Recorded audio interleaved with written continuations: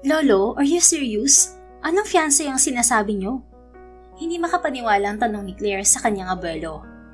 Isang linggo na mula nang makauwi si Claire mula sa Amerika.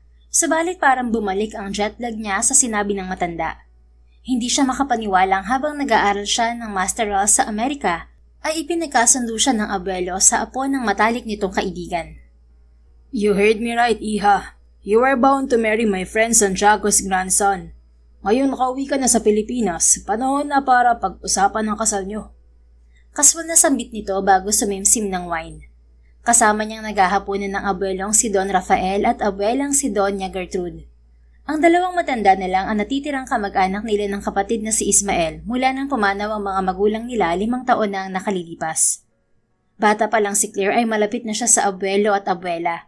Sa katunayan, lumaki siyang spoiled sa mga ito. Kaya naman hindi siya makapaniwala sa gustong mangyari ng abuelo. Kasal? Ngayon ko lang nalaman na may fiancé na naghihintay sa akin dito sa Pilipinas. Tapos gusto niya nang ipakasal ako sa kung sino mang Poncio Pilatong yun? Napasinghap na sambit niya. Huwag kang mag-alala, Apo. Hindi naman kayo basta-basta magpapakasal agad. Bibigyan namin kayo ng pagkakataong makilala ang isa't isa. Lolo, you know I love you, but I can't do this. Hindi ko kaya magpakasal sa lalaking hindi ko mahal at hindi ko lubos na kilala. Besides, ang bata ko pa. I'm just 25. 25 is the ideal age for a woman like you to get married, Iha. Sagot ng abuelo. Tamang abuelo mo, Iha. Noong panahon namin, kapag ganyang edad ay maituturing ng matandang dalaga. Wika naman ng abuela niya. Bumaling si Claire sa kanyang lola. Noong unang panahon yun, Lola. Iba na ngayon. Moderno na mga babae ngayon. Hindi na lang kami sa bahay lang. I want to be a career woman. The last thing I wanna do right now is to get married. Marami pa akong gustong gawin sa buhay bago mag-asawa. Magagawa mo pa rin naman ang mga bagay na gusto mo kahit may asawa ka na, Apo. Lalo na't mabuting lalaking mapapangasawa mo. I'm sure he will be supportive of you. Anang abuela. Mabuting lalaki? Sa kabila ng paghihimagsik ng dibdib niya, ay bigla siyang na-curious sa fiancé na sinasabi ng abuelo. Hindi kita ipapakasal sa lalaking hindi ko mapagkakatiwalaan. Your fiancé is a good and respectable man, Iha. Not to mention, very smart. Ani Don Rafael. Tama ang abuelo mo, Claire. Nakilala ko na si Crisostomo, Iha. Wala akong masabing masama sa batang yun. Anang abuela. Napakurap-kurap siya. Crisostomo po ang pangalan ng fiancé ko? Ngumiti ang lola niya. Sa pangalan pa lang ay bagay na kayo, Iha. Maria Clara ang buong pangalan ni Claire. Ipinangalan siya ng mga magulang sa isang sikat na karakter sa libro ng pambansang bayani na si Jose Rizal. Lolo, don't tell me, kaya ka pumayag na ipakasal ako sa lalaking yun dahil Crisostomo Ibarra ang pangalan niya. Bali niya sa abuelo. Nonsense, Iha. Matagal na kami magkaibigan ni Santiago. Ipinagkasundo kita sa apo niya dahil mabuting lalaki si Crisostomo. Bumuntong hininga pa ito. Nung mamatay ang mga magulang niyo ng kapatid mo, ipinangako namin ng lola mo sa puntod nila na hindi namin kayo pababayaang magkapatid. Kaya gusto kong bago pa may mangyaring masama sa amin ng lola mo, panatag ang loob namin na iwan kayo ni Ismael. Lolo, you and Lola aren't gonna die anytime soon. Parehong malakas pa ang abuelo at abuela niya. Sa katunayan, ang lolo pa niya ang kasalukuyang CEO sa kumpanya pag-aari nito habang nagpapakadalubhasa pa sa ibang bansa ang kapatid niyang si Ismael. Hindi natin masasabi ang mangyayari sa hinaharap, Apo. I wanted you and your brother to settle down. Lumunok siya. Bakit ako agad ang ipapakasal niyo? Hindi ba dapat si kuya muna, Lo? Siya ang mas matanda. Wala pa kaming napipisil na babae para sa kapatid mo, Iha. Humigpit ang hawak niya sa kubyertos. Paano kung ayoko talaga magpakasal, Lolo? You won't drag me to church, will you? I won't, but I will throw you out of this mansion, Iha. Wala ka ring mamanahin mula sa akin. Rafael, protesta ng abuela sa sinabi ng asawa. You can't be serious, Lolo. Hindi makapaniwalang sambit niya. Subukan mo ko, Maria Clara. Seryoso at tila may panghahamong wika ni Don Rafael. Napalunok si Claire. Bakas kasi ang kaseryosohan sa mukha ng abuelo. Humugot siya ng malalim na hininga. Fine, Payag ako makilala ang Crisostomo Ibarra na yan, Lolo. Pero hindi ibig sabihin nun pumapayag na ako magpakasal sa kanya. I need to meet him first. Kapag meron siyang isang bagay na hindi nagustuhan sa lalaki, ay nun kang papayag siyang magpakasal dito. Ngumiti ang abuelo. Sigurado ako magugustuhan mo si Crisostomo kapag nagkilala mo siya, iha. Itinago niya ang pag-ismid sa sinabi ng matanda. Tila siguradong sigurado ito sa bagay na yon. Paano ko magugustuhan ng lalaking yun? Pangalan pa lang niya ayoko na. Anya sa isip bago muling itinuloy ang pagkain. Paborito niya ang mga nasa hapag, subalit bigla siyang nawalan ng gana. Nang gabing yon, nang tumawag kay Claire ang kaibigang si Sarah, ay hindi niya napigilang idaing ang ginawa ng abuelo. Really? Crisostomo Ibarra ang pangalan ng fiancé mo? Baka siya nga ang lalaking para sa'yo, Claire. Naaaliw na wika ng kaibigan sa kabilang linya. Siya ang lalaking para sa akin dahil ang Crisostomo Ibarra ang pangalan niya? Magtigil ka nga, Sarah. Nakasimangot na sagot niya sa kaibigan. Hindi siya hopeless romantic tulad ng kaibigan. She was a modern woman. Mas mahalaga sa kanya ang career kaysa pag-ibig. Sa katunayan, bago siya umalis ng Pilipinas para mag-aral sa US ay nagkaroon siya ng nobyo. Subalit pinili niyang makipaghiwalay dito bago siya lumipad pa Amerika. Sa nakaraang 3 taon, wala siyang naging nobyo dahil ayaw niya ng anumang sagabal sa pangarap na master's degree. Ngayong nakauwi na siya sa Pilipinas, lalong wala sa plano niya ang pag-aasawa. I can't believe Lolo would do this to me, Sarah. Ayoko pa talaga magpakasal. Buntong hininga niya. Paano yan? Naka-oo ka na, di ba? I only agree to meet and get to know that guy. Hindi pa ako pumapayag na magpakasal talaga. Malay mo, magustuhan mo siya kapag nakilala mo. Sabi ka mo ni Lolo Rafael, mabait ang Crisostomo Ibarra na yun, di ba? Nakita mo na bang picture niya? Gwapo ba? Walang picture na pinakita si Lolo, pero feeling ko hindi gwapo ang Crisostomo Ibarra na yun. Ha? Bakit mo naman nasabi? Kung gwapo siya, papayag ba siyang ipagkasundo siya sa babaeng hindi niya kilala? Kung gwapo siya, mabait at mabuting lalaki, hindi siya mahihirapang maghanap ng asawa. Kaya feeling ko, pangit ang lalaking yun. Natawa ang kaibigan. Grabe ka naman sa pangit. Sa tingin mo, ipapakasal ka ng lolo mo sa lalaking pangit? Oh well, mabuti nang mag-set ako na expectation para hindi ako ma-disappoint. Kibit balikat na sagot niya. Teka Claire, paano pala si Damon? Ang Damon na tinutukoy nito ay ang dating nobyo niya na hiniwalayan niya bago siya umalis pa Amerika. Schoolmate nila ni Sarah ang binata noong kolehiyo. 5 buwan ang naging relasyon nila ni Damon. What about him? Matagal na kaming hiwalay. Bali walang sagot niya. Di ba sabi niya, hihintayin kanyang bumalik ng bansa? Mukhang sineryoso niya yon dahil for the past 3 years, wala akong nabalitaang nagkaroon siya ng bagong girlfriend. Kumunot ang noon ni Claire. Imposible hindi pa siya nakaka-move on, Sarah. Bago ako umalis, nilinaw ko sa kanya na wala na siyang aasahan sa akin. Isa pa, hindi naman niya ako sinubukang kontakin sa mga nakaraang taon. Oh well, siguro nga. Anyway, back to your fiancé. Kailan mo daw makikilala ang Crisostomo Ibarra na yon? Bukas daw agad, sabi ni Lolo. Good luck, Claire. Naaaliw na wika ng kausap. Isang buntong hininga lang ang isinagot niya sa kaibigan. Kinabukasan, hindi lumabas ng mansyon si Claire dahil sa araw na yon ang dating ng fiancé niya. 3:00 ng hapon, lumabas siya ng silid, suot ang isang asul na bestida at paboritong sandals. Hinayaan niyang nakalugay ang mahabang buhok. Nasa hagdan pa lang si Claire ay tanaw na niya ang mga bisita nila na nasa malawak na sala kasama ang abuelo at abuela. Ha? Siya ba si Crisostomo Ibarra? Yung fiancé ko? Anya sa sarili habang nakatingin sa lalaking kasama ng 3 matanda sa sala. Wala sa sariling pinagmasdan niya ito. Gwapo ang binata, matangkad, at may magandang ngiti sa mga labi habang kausap ang abuela niya. Oh, pababa na pala ang apo ko.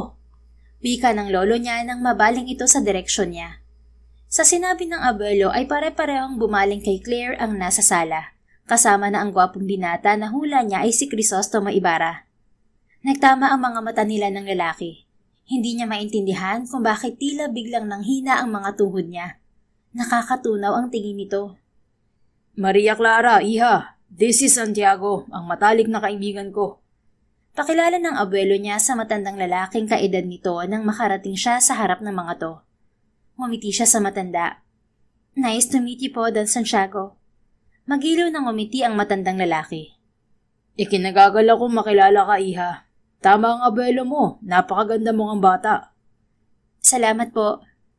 Lolo na rin ang itawag mo sa akin, Iha. Total ay magiging apo na rin kita. Sa loob-loob ni Claire ay napangiwi siya sa sinabi ni Don Santiago. Sa kabila niyon, isang tipid ng ngiti ang isinagot niya sa matanda.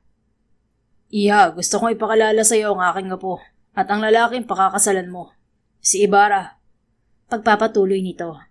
Dumaling siya sa gwapong binata na katabi ni Don Santiago.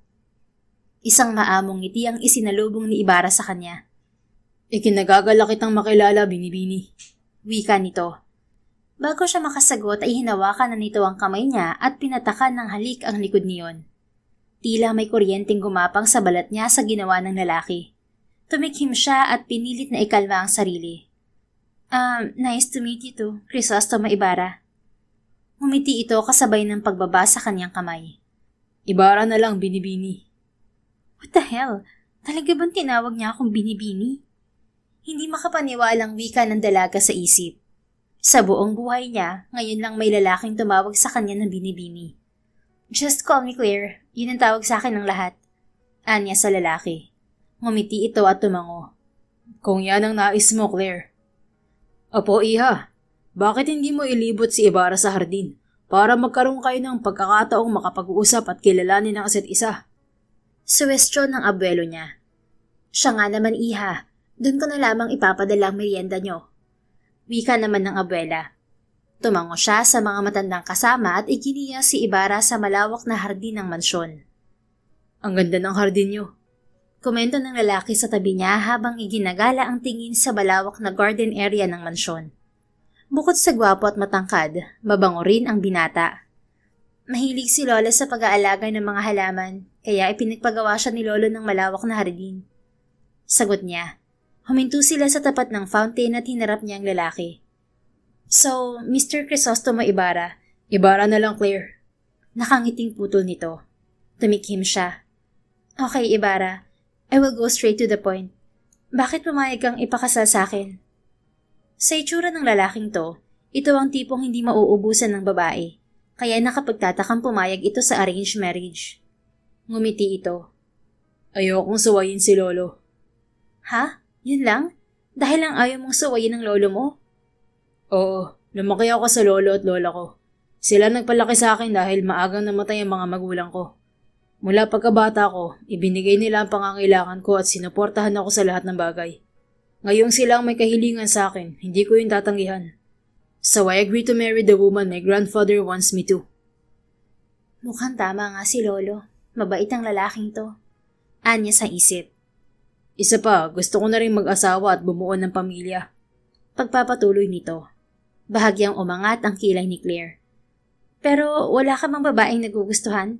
Yung babaeng gusto mo talaga pakasalan? Umiling ito. Wala pa akong nagiging nobya. Huh? You mean wala ka pang nagiging girlfriend? Ever? Wala pa. Ilang taon ka na ba? Sa hula niya ay matanda ito sa kanya ng ilang taon. 28. 28? Sigurado kang wala ka pang nagiging girlfriend? Sa edad mong yan? Baka meron pero hindi seryoso. You know, fling and the likes. Umiling ito at bahagyang natawa. Wala talaga. Alam ko kung ano yung fling pero hindi ko nasubukan yan at wala akong balak. Teka, kung ganun, virgin ka pa? Bahagyang namula ang mukha ni Ibarra bago tumango. Don't tell me wala ka ring first kiss. Tumikhim ito bago sumagot. Wala. Tuluyang nalaglag ang panga niya. Sa buong buhay niya, ngayon lang siya nakakilala ng lalaking katulad nito. Virgin at ni walang experience kahit halik. No offense men, pero bakla ka ba, Ibarra? Hindi napigilang tanong niya. Akala ni Claire ay ma-o-offend to, subalit ngumiti lang ito sa kanya bago sumeryoso. Naintindihan ko kung bakit may ganyang kang hinala, pero wala kang dapat ipag-alala. Hindi ako bakla, at kaya kong patunayan yan sa'yo kapag nagsama na tayo. Hindi niya napigilan ang pag-iinit ng pisngi. Pero bakit wala kang experience? Gwapo ka naman, at sabi ni Lolo mabait ka at matalino. Hindi ka nanligaw ng babae? Torpe ka? Wala lang akong babaeng nagustuhan. Mas inabala ko ang sarili sa pag-aaral at kalaunan sa trabaho, kaya nawalan ako ng panahon sa ibang bagay. Napanguso si Claire. At least pareho pala sila na prioridad ang kanya-kanyang career. Anong trabaho mo? Ayon sa lolo niya, hasyendero si Don Santiago at may-ari ng malawak na lupain sa Quezon. Subalit sa ayos ni Ibarra, hindi ito mukhang hasyendero. He was prim and proper. Doktor ako sa isang provincial hospital sa Quezon. Pero kailangan kong lumipat dito sa Maynila para sa fellowship program ko. Dito lang kasi sa Maynila merong fellowship program para sa cardiology. Napatango siya at lihim na na-impress sa nalaman. Busy ka pala sa fellowship program mo. Bakit gusto mong mag-asawa na? Dahil gusto kong magkaroon ng inspirasyon at katuwang sa buhay. Gusto kong may asawang uuwian pagkatapos ko magtrabaho. Asawang katabi sa pagtulog sa gabi at magiging lakas ko sa bawat araw. Kalaunan, gusto ko ring bumuo ng pamilya kasama ang asawa ko. Bahagyang napaawang ang labi ni Claire. Base sa sinabi nito, walang dudang isa itong hopeless romantic. Papayag ka pa rin magpakasal kapag sinabi kong hindi ako wife material? Hindi ako tipo ng babae na maghihintay lang sa asawa ko sa bahay. I want to be a career woman. Gusto ko magtrabaho at magkaroon ng magandang career. Walang problema sa akin kung gusto mong magtrabaho. Kung magpapakasal tayo, susuportahan kita sa mga gusto mo. Hindi pa ako pumapayag sa gusto ni Lolo na magpakasal sa'yo. Tinitigan siya nito. Bakit? May iba ka bang lalaking nagugustuhan? Wala, pero wala pa sa plano ko ang pag-aasawa. Like I said, I want to build my career first. Hinawakan ni Ibarra ang kamay niya. Kahit maging asawa kita, hindi kita pipigilang magtrabaho, Claire. Bilang asawa mo, ipinapangako ko na susuportahan ka sa lahat ng bagay. Binaliwala niya ang init na hatid ng kamay nito. Pero hindi natin mahal ang isa't isa, Ibarra. Kapag nagsama tayo, matututuhan nating mahalin ang isa't isa. Sa tingin mo magugustuhan kita? Ngumiti ito. Gagawa ako ng paraan para magustuhan mo ako, Claire. Ay ikaw, sa tingin mo magugustuhan mo ako? Ni wala kang nagustuhan sa loob ng 28 years. Ngumiti ito. Wala akong babaeng nagustuhan sa buong buhay ko dahil hindi ko prioridad ang pakikipagrelasyon. Pero ibang usapan na kapag naging asawa kita. Imposibleng hindi kita magustuhan. Ikaw yung tipo ng babaeng madaling magustuhan, Claire. Teka, sigurado ka ba talagang wala kang naging girlfriend? Bakit parang bolero ka? Totoo ang sinasabi ko, binibini. Ngumuso siya. Bakit ba panay ang binibini mo sa akin? Ayaw mong tinatawag na binibini? Masyadong makaluma. Maria Clara na ang pangalan ko, tatawagin mo pa akong binibini. Ayaw mo sa pangalan mo? Masyado kasing sinauna. Saka hindi bagay sa akin. Hindi naman ako mahinhin. Ikaw bagay sa'yo yung Crisostomo Ibarra. Para kang si Lolo magsalita. Tawagin mo ba naman akong binibini? Bahagya itong natawa. Pasensya na. Lumaki kasi ako kina Lolo at Lola kaya nasanay ako sa pananalita nila. At gusto kong wikang Filipino. Mas masarap bigkasin at pakinggan sa tenga. Sabi nga ni Dr. Rizal, ang hindi magmahal sa sariling wika, mas malansa pa sa isda. Nakangusong nag-angat siya ng kilay. Ang patriotic mo rin ano? Sa tingin mo magkakagustuhan tayo? Parang magkaiba tayo ng mga gusto? Hindi ko kaya magsalita ng diretsong Tagalog tulad mo. Willing naman ako mag-adjust kung saan ka komportable.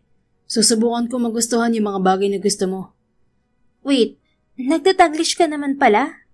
Bahagyang naaaliw na komento niya. Bahagya itong natawa bago muling hinawakan ang kamay niya.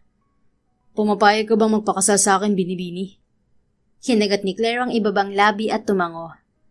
Fine, let's give it a try. Ayoko ring ma-disappoint si Lolo kaya, sige, magpapakasal ako sa'yo. Subukan natin kung mag-work tong magiging pagsasama natin. 1 year, kapag hindi tayo na in love o kahit nagkagustuhan sa isa't isa sa loob ng 1 taon, maghihiwalay tayo. Ngumiti ito. Salamat, Claire. Ipinapangako ko na hindi mo pagsisisihan ang desisyon mong to. Magiging mabuting asawa ako sa'yo. Susuportahan kita sa lahat ng gusto mo. At kapag handa ka ng bumuo ng pamilya, magiging mabuti ako sa mga anak natin. 1 taon lang muna ang usapan natin, nag-iisip ka na agad na mag-aanak tayo?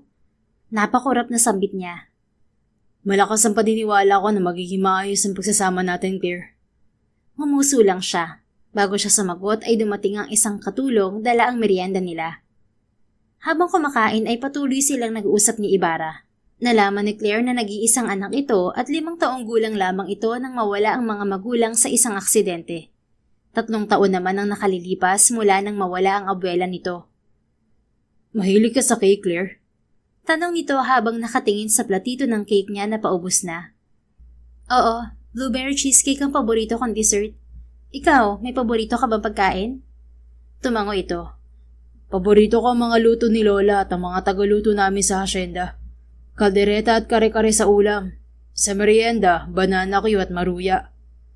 Maruya? Ano yun? Dessert yun na gawa pa rin sa saging, like a banana fritter in western cuisine. Napatango siya. Parang masarap yung sinasabi mong maruya. Masarap yun. Hayaan mo, igagawa kita nun. Oh, marunong ka magluto? Oo, tinuruan ako ni Lola at ni Manang Celia sa gawaing bahay. Ako ang nagluluto para sa sarili ko ngayong lumipat ako dito sa Maynila. Ayon dito ay 5 buwan na mula nang lumipat ito sa isang condo sa Quezon City. Ikaw, marunong ka ba magluto, Claire? Marunong naman, pero yung mga simple lang. Hindi ko kayang iluto yung mga nabanggit mong paborito mo. Ayos lang, hindi mo naman ako kailangang ipagluto ng mga paborito ko. Sa sandaling pag-uusap nila, napatunayan ng dalaga na totoo nga ang sinabi ng abuelo niya. Mabuting tao si Ibarra at hindi niya itatanggi na magaan ang loob niya rito. Well, hindi mo naman talaga ako mauutusang magluto. Like I said, hindi ako payag na sa bahay lang ako. Magtatrabaho ako. Anya. Sa katunayan, bago siya umuwi ng Pilipinas ay meron na siyang job offer mula sa isang kilalang cosmetic company. Sa darating na linggo ang job signing niya sa naturang kumpanya. You're a biochemical engineer, right? Nakangiting tanong nito. Oo, paano mo nalaman? Nagtanong ako kay Lolo tungkol sa'yo. Valedictorian ka sa UP at scholar sa Stanford University. Sagot nito, bakas ang paghanga sa mga mata. So, ako lang pala yung walang alam tungkol sa'yo. Pasensya na. Ayos lang. Marami tayong panahon para makilala ang isa't isa. Muli itong umiti bago sumubo ng cake. May icing ka sa labi mo, Ibarra. Anya at inabutan to ng tissue. Ngumiti ito at pinunasan ng sulok ng labi. Kahit wala na ang icing sa labi nito, hindi nawala ang tingin ni Claire sa parting yun ng mukha ng lalaki. Natural na mapula ang mga labi ni Ibarra. Maganda rin ang korte niyon at tila kay sarap halikan. Hindi siya makapaniwalang wala pang nahahalikan ng mga labing yun sa buong buhay nito. Ano kayang feeling mahalikan ng labi niya? Anya sa isip. Claire?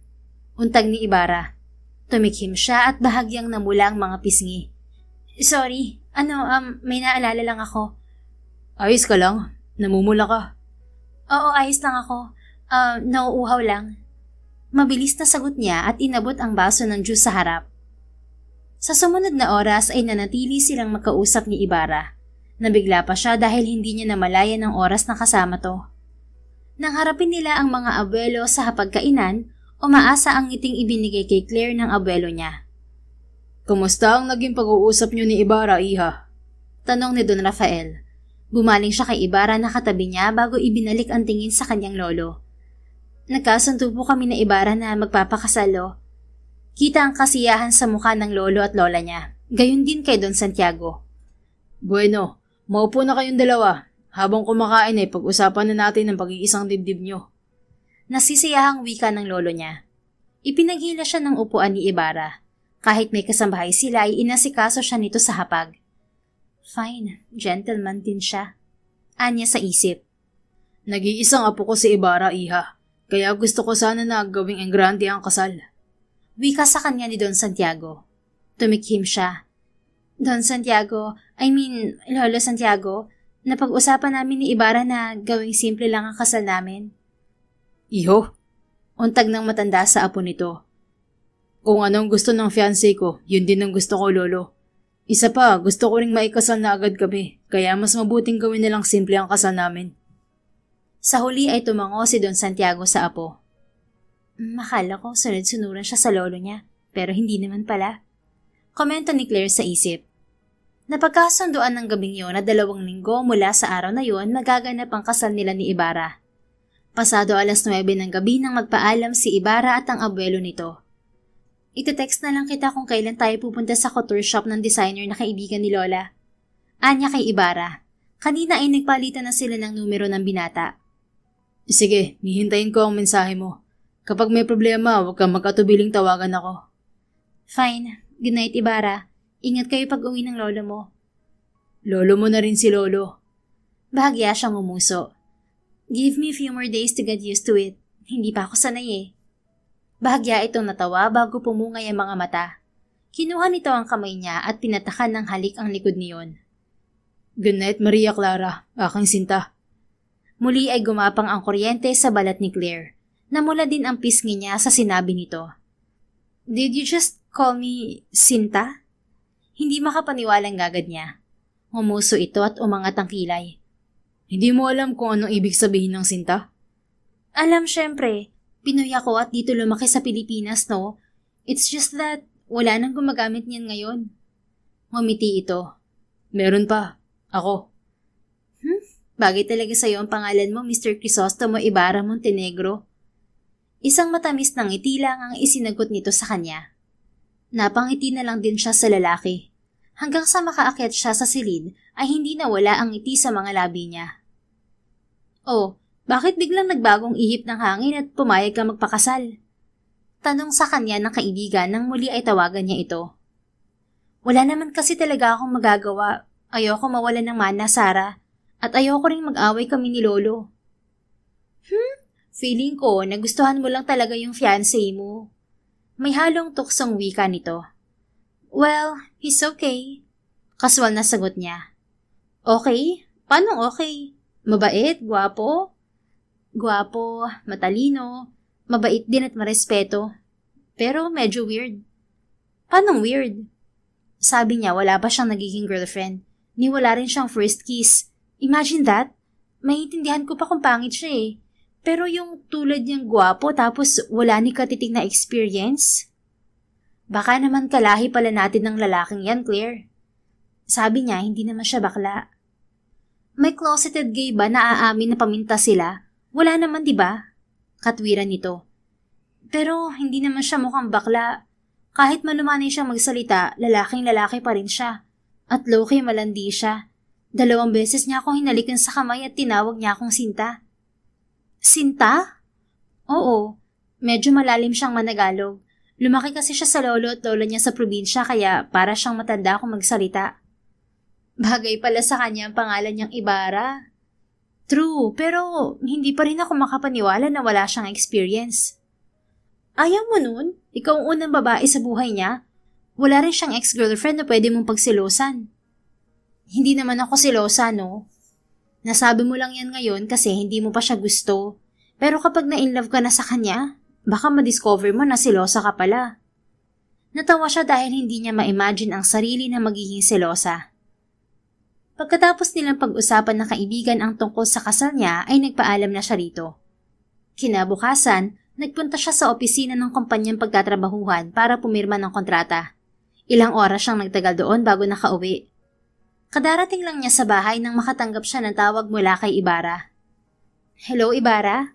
Anya nang sagutin ng tawag. Magandang hapon sa'yo, Binibini. Napanguso siya. Magandang hapon din sa'yo, Mr. Ibarra. Napatawag ka? Gusto lang kitang batiin sa pagpirma mo ng kontrata. Tabanggit niya rito kahapon ang tungkol sa bagay na yun. Napangiti siya. Salamat. Gusto ko sanang batiin ka sa personal pero nandito ako sa ospital at hindi pa makaalis. Ayos lang. Basta sa Miyerkules ng hapon dapat available ka. Yun ang araw ng punta nila sa couture shop na pag-aari ng designer na kaibigan ng abuela. Huwag kang mag-alala. Hindi ko makakalimutan. Darating ako, Claire. Good. Sige na. Alam kong busy ka dyan sa ospital. May kailangan din akong asikasuhin. Sige, babalik na ako sa trabaho, aking sinta. Marahang sambit nito. Kahit hindi niya kaharap ang binata ay nag-init ang pisngi ni Claire sa endearment na ginamit nito. Bye, Ibarra. Anya bago ibaba ang tawag. Talagang seryoso siya sa pagtawag sa akin ng sinta, ha? Anya sa isip. Hindi niya alam kung bakit sa huli ay napangiti na lang siya sa ideyang yon. 2 araw ang nakalipas, araw ng Miyerkules, nakabihis si Claire para sa lakad nila ni Ibarra. 3:00 ng hapon ang usapan nila ng binata, subalit 4:00 na ay wala pa ito sa mansyon. Sinubukan niyang tawagan ng lalaki subalit patuloy lang yun sa pagriring. Dapat sinabi ko na lang sa kanya na sa shop na lang kami magkita. Anya sa sarili pagkatapos bumuntong hininga. Nasa gitna siya ng muling pagtawag kay Ibarra nang tumunog ang doorbell. Manang ako na, si Ibarra na po siguro yan. Anya sa isa sa mga kasambahay. Bago pa ito makasagot ay nagtungo na siya sa gate. Pagbukas niya ay tumambad nga sa kanya si Ibarra. Bakit ngayon ka lang? Tinatawagan kita pero hindi ka sumasagot. Agad na tanong niya sa binata. Nagkaroon ng emergency sa hospital kaya ngayon lang ako nakarating. Naiwan ko rin ang cellphone ko sa opisina. Hindi ko na nabalikan dahil nagmamadali ako. Ngumiti ito at inilahad sa kanya ang hawak na bulaklak na ngayon lang niya napansin. Patawad Sinta, huwag ka sanang mainis. Sandali siyang napatulala bago napanguso. Hindi naman yun ang unang beses na nakatanggap siya ng bulaklak. Subalit hindi niya maintindihan ang kakaibang reaksyon ng dibdib. Salamat. Hindi naman ako nainis. Akala ko lang nakalimutan mo yung lakad natin. O baka may nangyari ng masama sa'yo. Nag-alala ka sa akin? Tila na biglang tanong nito. Siyempre, hindi ka kasi sumasagot sa tawag ko eh. Patawad kung pinag-alala kita. Hindi na mauulit, Maria Clara. Napalunok siya. Tila kasi nanunuyo ang boses nito. Fine. Magpapaalam lang ako kay Lola para makalis na tayo. Pumasok sila sa mansyon para magpaalam sa abuela. Hindi mo iiwan ng bulaklak? Tanong ni Ibarra habang pabalik sila sa labas kung nasaan ang sasakyan nito. Bumaba ang tingin niya sa hawak na pumpo ng rosas. Hindi niya maintindihan kung bakit ayaw niyang mawala yun sa mga mata. Dalhin ko na lang. Ayoko nang ibalik sa loob. Ibababa ko na lang sa kotse mo. Ngumiti ito. Kung ganun, ako na maghahawak niyan. Ako na, malapit lang naman yung kotse mo. Sige, kamay mo na lang hahawakan ko. Anito. Pagkatapos sabihin yun ay kinuha nito ang isang kamay niya. Nakagat ni Claire ang ibabang labi. Muli ay tila may init na gumapang sa katawan niya dahil sa ginawa nito. What the hell? Attracted ako sa fiancé ko. Realisasyon niya sa isip. Well, hindi niya masisisi ang sarili. Gwapo talaga ang binata. Bukod sa pisikal na itsura nito ay talagang maginoo ito at mabuting lalaki. May nakalimutan ka? Tanong niya kay Ibarra nang sa halip na paandarin ng sasakyan ay bumaling to sa kanya. Ngumiti na naman to. Nakalimutan kong sabihin na ang ganda mo. Mas inuna ko kasing humingi ng tawad kanina. Sa kabila ng pag-iinit ng mga pisngi ay ngumuso siya.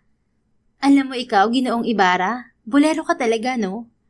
Ngumuso rin ito. Hindi kita binobola, binibini. Anong masama kung gusto kong purihin ng babaeng pakakasalan ko? Ganoon naman dapat, hindi ba? Wala ka talagang naging girlfriend sa lagay na yan, Ibarra? Mahina itong natawa. Wala, binibini. Kahit itanong mo pa kay Lolo. Malay ko ba kung hindi mo naman sinasabi sa kanila ang nangyayari sa buhay mo? Hindi ako naglilihim kina Lolo. At kung nagkanobya ako, hindi pwedeng hindi ko ipapakilala sa kanila. Fine. Halika na nga at baka abutan pa tayo ng traffic. Nakangusong sambit niya. Hindi naman sila na late ng dating sa shop. Dahil mabilisan ang kasal nila ay RTW ang binili niyang wedding dress. Gayon din si Ibarra. Paglabas nila sa shop ay dumiretso sila sa isang restaurant dahil niyaya siyang kumain ng binata. Sigurado kang simpleng kasal lang ang gusto mo, Claire? Tanong ni Ibarra sa gitna ng pagkain. Oo, sabi ko nga sa'yo wala naman sa isip ko magpakasal. Hindi ako tulad ng ibang babae na nangangarap ng magarbong kasal. Kahit may pera, mas gusto kong maging praktikal sa buhay. Anya at sumubo ng steak. Tumango ito at nakakaunawang humiti. Tumikhim siya. By the way, nagtanong si Lola kung saan natin gustong mag-honeymoon. Sinabi ko sa kanya na saka na lang muna yung honeymoon natin dahil magsisimula pa lang ako sa trabaho. At ikaw rin, busy ka sa ospital. Walang problema sa akin, Claire. Bahagya siyang nag-angat ng kilay. Talaga? Okay lang sa'yo na wala muna tayong honeymoon? Oo naman. Hindi kita pipilitin sa isang bagay na hindi ka pa handa. Handa akong maghintay sa'yo. Isa pa, mas maganda gawin ang bagay na yun kung pareho na tayo may pagmamahal sa isa't isa. Talaga? Baka gusto mong i-delay kasi wala kang experience. May pagbibirong wika niya. Kahit wala akong karanasan sa bagay na yan, alam ko kung paano ka paliligayahin sa aspetong yan, Sinta ko. Seryoso ang muka, subalit may ngiti sa mga matang sagot nito. Binaliwala niya ang pag-iinit ng mga pisngi. Really? Mahilig ka sigurong manood ng porn, no? Muntik na siyang matawa nang tila muntik itong masamid sa iniinom na wine. Maria Clara? Marahang saway nito. Bakit po, Ginoo? Wala namang masama sa tanong ko ah. Siyempre, curious ako kung paano mo ka mapapaligaya. Wala ka naman kamong experience. Ibig sabihin, nanonood ka ng porn? Tumikhim to. I'm a doctor. I know people's erogenous zones. Napanguso siya sa medical-related at professional na sagot nito. Pero nanonood ka nga. Oo. Namilog ang mga mata ni Claire pagkatapos ay mahinang natawa. Normal na lalaki ka naman pala, Ginoong Ibarra. Akala ko kasi hindi. Muli ay tumikhim ito at nag-iwas ng tingin. Kumain na lang tayo, Maria Clara. Sa halip na sundin ito ay ngumiti siya. Ang cute mo pala kapag namumula ka, Ginoo. Ngayon lang ako nakakita ng lalaking nagbablush, alam mo ba yon? Bago pa niya mapigilan ng sarili ay inabot na niya ang pisngi nito at marahang pinisil. Subalit bago pa niya mabawi ang kamay ay hinuli na yon ni Ibarra. Hey, yung kamay ko po, kumakain tayo.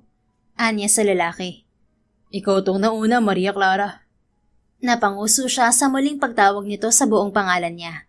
Ayaw niyang tinatawag siya sa buong pangalan. Subalit hindi niya alam kung bakit pagdating kay Ibarra ay tila masarap yun sa pandinig. Bago nito pakawalan ng kamay niya, ay pinatakan nito yun ng halik. Nagwala ang dibdib niya. Sa halip na magsalita ay itinuloy na lang niya ang pagkain. Nang ihatid ng waitress ang bill, napansin niyang nakatitig to kay Ibarra. Alam mo, crush ka ng waitress, pati nga yung assistant ni Madam Celine kanina. Baling ni Claire sa binata pagdating nila sa kotse nito. Ang tinutukoy niya ay ang designer na may-ari ng couture shop. Talaga? Tila hindi naniniwalang samit nito. Ang obvious kaya nila, panay tingin sa'yo. Hindi ko napansin. Pumalatak siya. Alam ko na kung bakit hindi ka pa nagka-girlfriend. Kasi manhid ka. Hindi mo nakikita yung mga babaeng may gusto sa'yo. Bakit ko naman sila papansinin kung may kasintahan na ako? Hindi ako yung tipo ng lalaki na tumitingin pa sa iba. Tila may mainit na bumalot sa puso ni Claire sa narinig. Mabuti naman, kasi isusumbong kita kay Lolo kapag nambabae ka. Wala kang dapat ipag-alala, Claire. Mananatili akong tapat sa'yo. I will be a faithful husband. Kinuha nitong muli ang kamay niya at pinatakan ng halik. Ang hiling mo manghalik sa kamay, bakit hindi na lang sa lips? Napabaling ito sa kanya. Ano? Napatitig siya sa mga labi ni Ibarra. Mula nang makilala niya ito, hindi na mawala sa isip niya ang mga mapupulang labi nito. Bakit hindi mo ako sa labi halikan, sabi ko? Normal lang naman yun kasi fiancé mo ako, di ba? Napalunok ito. Ayos lang sa'yo na halikan kita sa labi. Well, oo naman. Magiging asawa naman kita. What? Nahihiya ka ba kasi first time mo? Don't worry, kung hindi ka marunong, tuturuan kita. Sabi ng ex-boyfriend ko, magaling daw akong humalik. Napatitig ang mga mata nito sa labi niya. Ayaw mo bang mag-practice para pagdating ng kasal natin magaling ka na? Bahagyang nakaangat ang isang kilay na pagpapatuloy niya. Akala ko wala tayong honeymoon. Wala nga, but we need to at least kiss. Huwag mo sabihin kapag sinabi ng pare sa'yo na kiss the bride, kamay ko pa rin ang hahalikan mo at napahinto siya sa sinasabi nang marahan siyang kabigin ni Ibarra. Kasunod niyon ay lumapat ang mga labi nito sa labi niya. Tila nawala si Claire sa sarili. Namalayan na lang niya na nakakapit na siya sa batok ni Ibarra at tinutugon ang halik nito. Teka, kailangan kong huminga. Sambit niya nang saglit nitong pakawalan ng mga labi niya. Bahagya itong lumayo upang salubungin ang mga mata niya. Ayos ka lang, Sinta?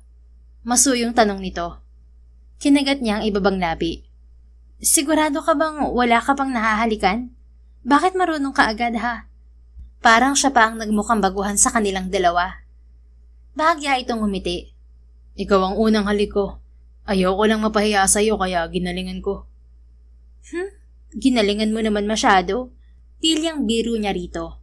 Kung ngayong wala pa itong experience ay magaling agad to, paano pa kaya kapag naka-experience to? His fiancé was a natural-born kisser. Kumislap ang mga mata nito. Kung ganun, gusto mo pang halikan kita? Oo, pag-amin niya. Ngumiti si Ibarra. Pagkatapos ay muling lumapat ang mga labi nito sa kanya. Hindi niya alam kung gaano sila katagal na naghahalikan bago sila tuluyang maghiwalay. What? Untag niya nang lumayuto.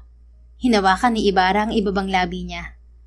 Nakaka-adik ang mga labi mo, Maria Clara. Pero kailangan na nating tumigil. Ihahatid pa kita pa uwi. Isa pa, ayokong mamaga ang mga labi mo. Nang sumulyap siya sa relo ay napagtanto niya na mahigit kalahating oras na ang lumipas. Well, at least bago tayo ikasal, napatunayan natin na attracted tayo sa isa't isa. Ngumiti ito at hinalikan siya sa noo bago umayos ng upo at nagsuot ng seatbelt. Tahimik si Claire sa biyahe. Hinayaan niyang mag-play sa utak niya ang mga halik ni Ibarra. Ni hindi niya namalayan nang makarating sila sa mansyon ng abuelo. Oh, nandito na pala tayo, komento niya. Ayos ka lang, Maria Clara? Tumikhim siya. Okay lang. Salamat sa paghatid. Walang anuman. Inabot nito ang bulaklak sa backseat bago sila bumaba. Naabutan nila sa loob ng bahay ang abuela na nagtsatsaa. Pareho nilang binati ang matanda. Pasensya na po kung medyo ginabi kami ng uwi, Lola. Ani Ibarra. Ngumiti si Doña Gertrude. Walang kaso, iho. Kahit hindi mo na iuwi itong apo ko, ayos lang. Lumabi si Claire. Naman, hindi pa nga kami kasal, pinapamiging mo na ako kay Ibarra. Parehong natawa ang lola niya at si Ibarra. Ilang minutong nag-usap ang mga ito bago nagpaalam sa kanya ang fiancé. Mag-ingat ka pa uwi, Ibarra. Bili niya nang ihatid niya ito sa labas ng pinto. Masuyo itong tumango. Magpahinga ka mabuti, Sinta. Kinuha nito ang isang kamay niya at hinalikan ang likod niyon. Sa kamay ulit ang kiss? Hindi ba pwedeng sa lips na? Pabirong tanong niya. Nasa loob lang si Lola Gertrude. Ang conservative naman ng Ginoo ko. Mahina itong natawa. Bakas ang kislap sa mga mata. Kapag kasal na tayo, araw-araw kitang hahalikan, Sinta. Pigil ang ngiting tumango si Claire. Pag-akyat niya sa silid ay sakalang niya pinakawalan ang malaking ngiti na kanina pa gustong kumawala sa mga labi. Hanggang sa pagtulog niya yata ay nasa isip niya ang halik nila ni Ibarra. Sa sumunod na mga araw ay naging abala siya sa pag-aasikaso ng mga requirements na kakailanganin niya para sa trabaho. Si Ibarra naman ay naging abala rin sa ospital. Ang sipag mo naman? Bukas na ang kasal natin pero may duty ka pa rin sa ospital?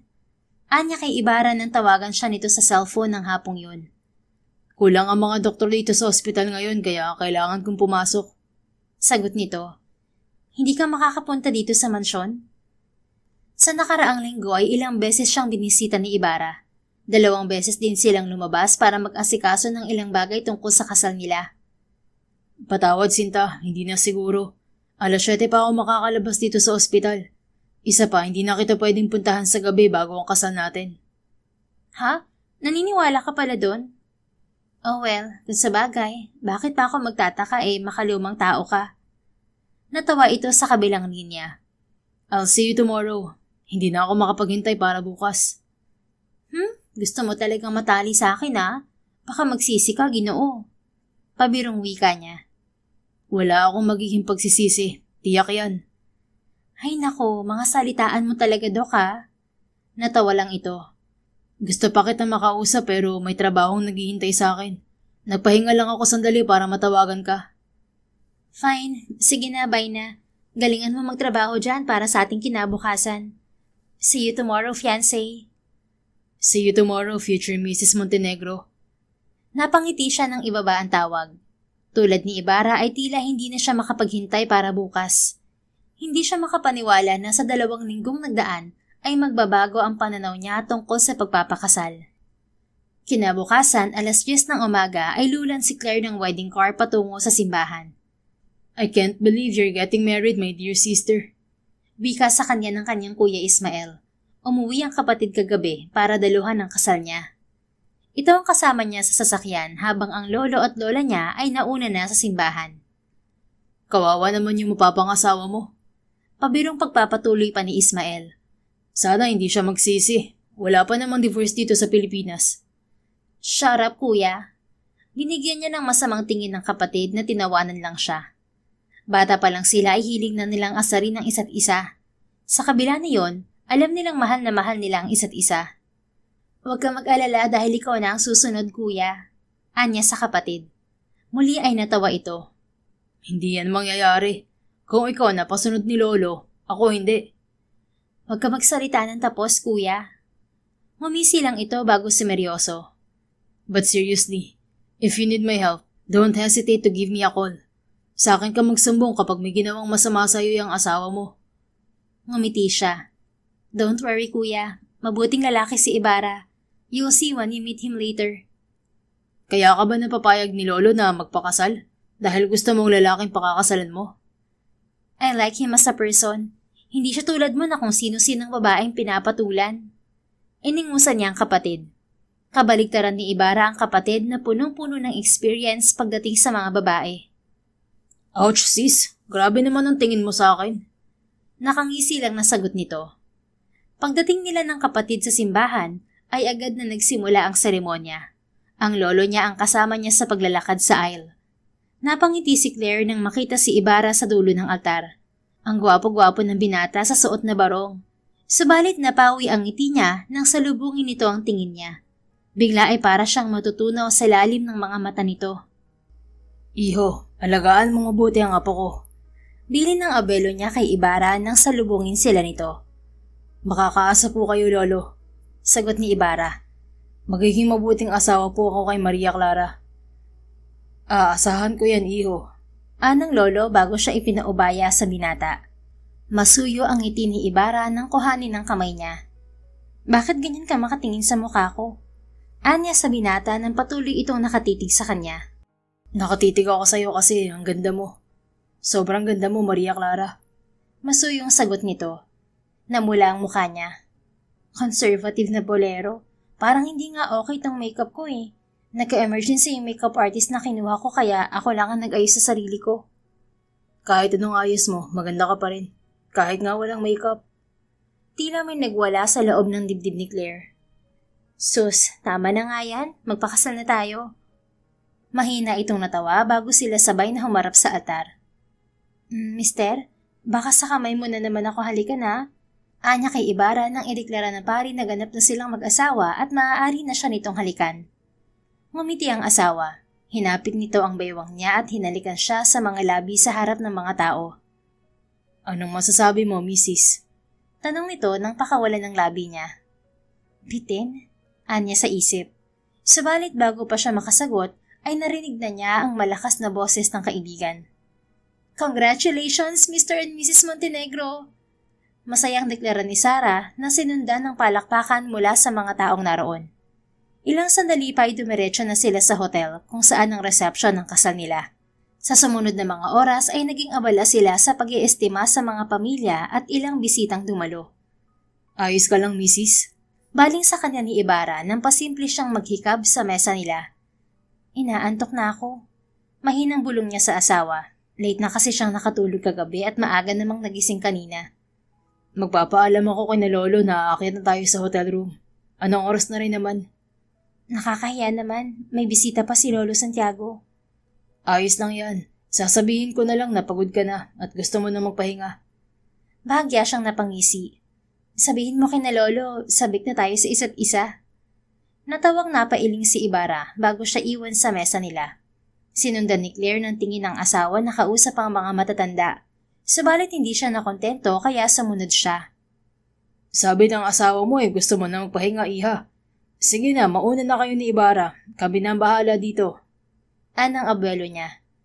Thank you po, Lolo. Hawak ang kamay ay iginiya siya ni Ibarra sa elevator. Pagdating sa hotel room nila, agad siyang nahiga sa malawak na king-sized bed. Maria Clara, hindi ka ba magbibihis? Tanong ni Ibarra. Maliligo ako, pero gusto ko munang mahiga saglit. Tumango ito. Ako munang gagamit ng banyo. Ngumuso siya at pinagmasdan to. Bagay sa'yo ang barong na suot mo, mister. Ang gwapo mo lalo sa ayos mo. Salamat, asawa ko. Napalunok si Claire nang marinig ang itinawag nito sa kanya. Mas lalo pa siyang napalunok nang bumaba ang tingin sa labi nito. Kahit inaantok, ay gusto niyang halikan ng asawa. Maria Clara? Bakit pa Maria Clara ang tawag mo sa akin? Sabi ko Claire, di ba? Mas gusto ko yun. Magagalit ka ba sa akin kung gusto kong Maria Clara ang itawag sa'yo? Fine, ikaw lang ang pwedeng tumawag sa akin ng Maria Clara, maliban kina lolo at lola. Matamis itong umiti. Salamat, Sinta. Kusa rin siyang napangiti. Teka, akala ko ba maliligo ka? Bakit di ka pa maghubad, mister? Huwag mo sabihing nahihiya ka. Tapos ka na bang titigan ako dito sa suot kong barong? Oo, hayaan mong titigan naman kita kapag walang damit. Natawa si Ibarra bago hinubad ng suot na pang-itaas. Lalong namungay ang mga mata ni Claire nang masilayan ng katawan nito. Tila ay gusto niyang magsisi sa desisyon na i-delay ang honeymoon nila. May abs ka pala, mister. Pabilang nga. Hindi napigilang wika niya. Seryoso ka, misis? Joke lang. Sige na, maligo ka na. Bahagya itong natawa bago tumango at pumasok sa banyo. Napayakap siya sa una nang mawala sa paningin si Ibarra. Kinabukasan, nagising si Claire na nakayakap na siya kay Ibarra. Bago pa siya makagalaw para lumayo rito ay nagising na rin to. Good morning, Maria Clara. Masuyong bati ni Ibarra. Ang gwapo naman ng asawa ko kahit bagong gising. Anya sa isip. Good morning, Ibarra. Bati niya sa lalaki. Humiti ito bago siya bahagyang pinakawalan. Nakatulog ka na kagabi paglabas ko ng banyo. Sana ayos lang sa'yo na pinalitan kita ng damit. Bumaba ang mga mata ni Claire sa sarili. Noon lang niya napansin na naka-night dress siya. It's okay, mag-asawa naman tayo. Bakit nagising tayong magkayakap? Niyakap mo ako, mister? Ikaw ang yumakap sa akin, misis. Talaga? Sorry. Humiti ito. Sabi mo nga mag-asawa na tayo. Kahit kailan mo ako gustong yakapin, walang kaso sa akin, misis. Nag-angat siya ng kilay. Kahit ilang beses din kitang halikan? Oo, kahit ilang beses mo rin akong halikan. Bumaba ang tingin niya sa labi nito. Bago pa siya makasagot ay tumunog ang doorbell ng pinto. Room service siguro yan. Ani Ibarra. Ako nang kukuha, Sinta. Sige, maliligo na muna ako. Pareho silang bumangon sa kama. Tinungo nito ang pinto habang siya ay pumasok sa banyo. Pagkatapos niyang maligo at magbihis, naabutan niya si Ibarra sa balcony. Naroon din ang almusal nila. Magandang tanawin dito sa balcony, kaya dito ko dinala ang almusal natin. Nakangiting wika nito. Mula nga sa pwesto nila ay tanaw ang magandang tanawin. Kain na tayo, misis. Anito at ipinaghila siya ng upuan. Salamat, mister. Nakangiting sagot niya. Sabay silang kumain ng asawa. May sirup ka sa labi, mister. Wika niya sa gitna ng pagkain. Sa halip na abutan to ng napkin, lumapit siya kay Ibarra at hinalikan ang sulok ng mga labi nito. Halatang nagulat ang lalaki sa ginawa niya, subalit hindi din naitago ang ngiti sa mga labi nito. Sorry, hindi ko nakita agad yung napkin eh. Pigil ang ngiting pagdadahilan niya. Napakapilya ng aking Sinta. Palatak nito. Mag-asawa naman na tayo ah. At isa pa, nabitin ako kahapon. Kung gusto mo, gumanti ka rin. Halikan mo rin ako. Lumapit nga ito sa kanya at hinalikan siya sa pisngi. Sa pisngi lang? Lantaran mo talagang pinapakita na adik ka sa halik ng asawa mo, no, Claire?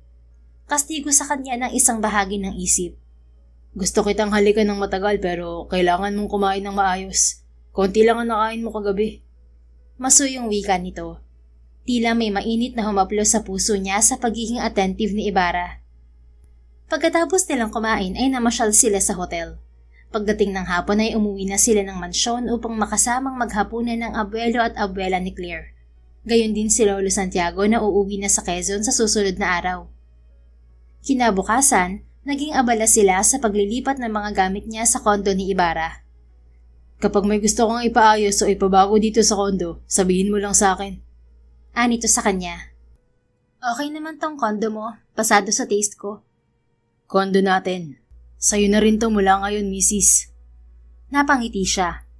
Okay din pala yung pagpapakasal natin, no? May instant asset agad ako. Natawa ito at hinalikan siya sa noo. Tutulungan kita sa pag-ayos ng mga gamit para hindi ka mapagod. Unang araw mo bukas sa trabaho. Anong oras ang pasok mo? 9 to 5. Tumango ito. 3 araw akong walang pasok sa ospital. Ihahatid kita at susunduin sa trabaho. Ha? Hindi na kailangan. May kotse naman ako. May kotse ka pero asawa mo ako. Hayaan mong gawin ko sa'yo ang tungkulin ko bilang asawa mo. Okay lang sa'yo? Bakit naman hindi magiging ayos sa akin? Fine. Kung mapilit ka, edi go. Kaswal na sagot niya kahit ang totoo ay sobrang natouch siya sa sinabi nito. Kinabukasan, pagbangon niya ay wala na si Ibarra sa tabi niya. Naabutan niya ito sa kusina kasama ang almusal na iniluto nito. Good morning, asawa ko. Maaga ako nagluto para makakain ka bago umalis. Masayang anito sa kanya. Umiti siya at lumapit sa asawa. Good morning, mister. Salamat sa breakfast. Hinawakan niya ang mukha ni Ibarra at hinalikan ito sa mga labi. Maaga pa para sa halik, misis. Paos na wika nito nang maglayo sila. Gusto ko lang mag-thank you para sa breakfast. I'm sure maaga ka nagising para maluto yan. Ngumiti ito. Hindi mo ako kailangang halikan para magpasalamat. Gagawin ko yan kahit walang kapalit. Ayaw mo ng kiss ko? Nakalabing tanong ni Claire. Gusto. Nangingiting sagot nito. Gusto naman pala eh. E di isa pa. Natawa si Ibarra at marahang pinisil ang tungki ng ilong niya. Kumain muna tayo, misis. Ngumuso na lang siya at tumango. Kumain ka ng marami para hindi ka magutom sa trabaho, misis ha? Anang asawa at ipinaglagay siya ng pagkain sa plato. Hindi siya sanay kumain ng marami sa umaga, subalit hindi niya matanggihan ng mister. Isa pa, masarap ang luto nito. Parang lahat na yata ng magandang katangian ay pinakyaw na nito. Ang sarap nitong corned beef mo, Ibarra. Salamat, misis. Nabanggit ni Lola Gertrude na mahilig ka sa corned beef na maraming patatas. Ikaw, anong paborito mong almusal? Tapsilog at kape. Talaga? Gusto ko rin yun. Humiti ito. Hayaan mo, bukas yun ang iluluto ko. Ikaw ulit ang magluluto bukas? Oo, wala pa naman akong pasok sa ospital eh. Ano gagawin mo ngayong araw? Dito ka lang ba sa kondo? Tumango ito. May mga kailangan akong pag-aralan. Tumango si Claire at naalala na nasa fellowship training ito para maging isang ganap na cardiothoracic surgeon. Isang oras ang nakalipas, nakabihis na si Claire para sa trabaho. Isang plaid dress ang suot niya na pinaresan ng itim na stilettos. You'll be working in the laboratory. Ayos lang ba na ganyan ang suot mo? Tanong ni Ibarra. May lab gown naman at walang dress code sa trabaho. Ngumisi siya at umikot sa harap nito. What do you think, mister? Bagay ba sa akin ang suot ko? Kahit anong damit, bagay sa'yo. Pabiro niyang inikot ang mga mata. Ang galing talaga mambola ng mister ko. Hinawakan nito ang baywang niya. Kiss-proof ba ang suot mong lipstick? Oo. Kung ganun, maaari kitang halikan? Pwede. Pwede. Masuyong umiti ito bago sinakop ang mga labi niya. Pareho silang naghabol ng hininga nang maghiwalay. Bitin pa ako, mister. Isa pa. Hirit niya. Baka abutan tayo ng traffic, misis. Malilate ka sa trabaho. Anito sa paos na boses. Ngumuso siya. Ngumiti naman ito at pinatakan siya ng magaang halik sa labi. Mamaya ulit pag uwi mo. Sige na nga. Hawak ang kamay niya ay bumaba sila sa parking ng gusali kung saan naroon ang sasakyan nito. Tawagan mo lang ako kapag may kailangan ka, misis. Nasa kondo lang ako. Ani Ibarra ng pagdating sa tapat ng gusaling pagtatrabahuhan niya. Ngumiti siya. Noted po. May 15 minutes pa ako. Pwede pa tayong mag-kiss ulit, mister. Bahagyang natawa ang asawa niya, subalit sa huli ay pinagbigyan din siya. Ilang minuto silang naghalikan sa kotse nito bago siya bumaba. Hindi tuloy mapuknat ang ngiti ni Claire habang paakyat sa opisina. Talagang adik siya sa halik ng asawa. Natigil lang siya sa kakaisip sa mga labi ni Ibarra nang humarap siya sa mga katrabaho. Nice to meet you, everyone. Bati niya bago nagpakilala sa mga ito. Isa-isa ring nagpakilala sa kanya mga kasama niya. 3 lang silang biochemical engineer sa naturang kumpanya at siya ang pinakabata. May boyfriend ka na ba, Miss Claire? Tanong ni Andrew, isa sa mga chemist na katrabaho niya. Halos kaedad niya ang lalaki.